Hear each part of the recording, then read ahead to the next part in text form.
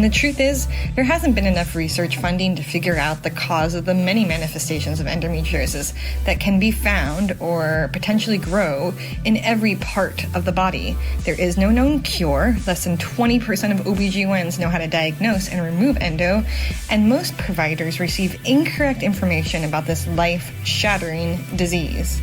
I was overwhelmed, but with the help of social media, research, and the pelvic physical therapist and a loving partner as my co-pilots, I made an appointment with the closest excision specialist, who is a 5-hour drive away. My partner drove me because I had been too sick to drive for a very long time, and they sat with me while I waited to see what type of testing would be behind this door. The excision specialist listened to my story and did an internal exam using 3 fingers. With that exam, she could feel tension implying endometriosis. She ordered an MRI that found evidence of deep infiltrating endometriosis. Medical imaging, like MRIs, can help to rule in endometriosis, especially when it's deep infiltrating, but not to rule it out. The specialist wanted to operate and to include a colorectal surgeon, who we drove more hours to meet with. And finally, on Valentine's Day, we drove 4 more hours in the dark to surgery. The surgery took a few hours. When I woke up, I kept asking if they found any endometriosis.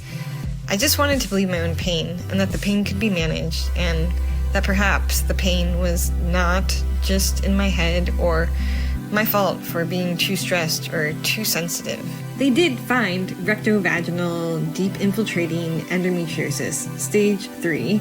Some of it was clear or yellow or pink or brown. They excised the lesions from my bilateral uteral sacral ligaments, the left pelvic sidewall, the right pelvic sidewall, the right sacral ligament. Ovarian endometriomas in both ovaries were removed and covered in stem cell membranes. Deep layers in the cul-de-sac were carefully dug out. The surgeons removed retroperitoneal endometriotic fibrosis, causing distortion of the anatomy throughout my pelvis, and they mobilized the left ureter, which connects to your kidney, to remove additional adhesions.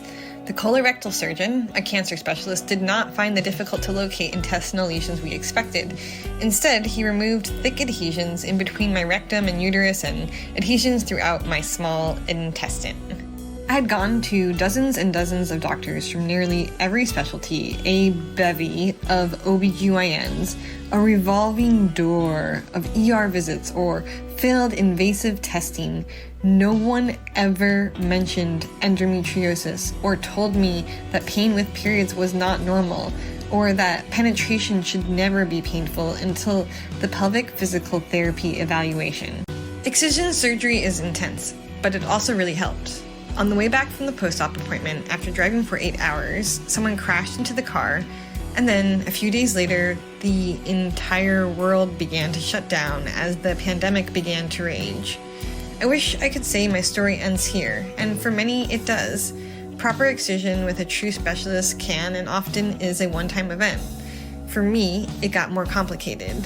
For 6 months, I worked really hard to recover from surgery and years of my body being under attack from endometriosis, and so many symptoms began to feel better, especially with access to pelvic physical therapy. And then my symptoms returned, new ones appeared, and rapidly intensified. I tried bioidentical hormones that my body rejected. The cracking, burning, flesh-stripping, stabbing, tingling, cracking, passing out rolled back in.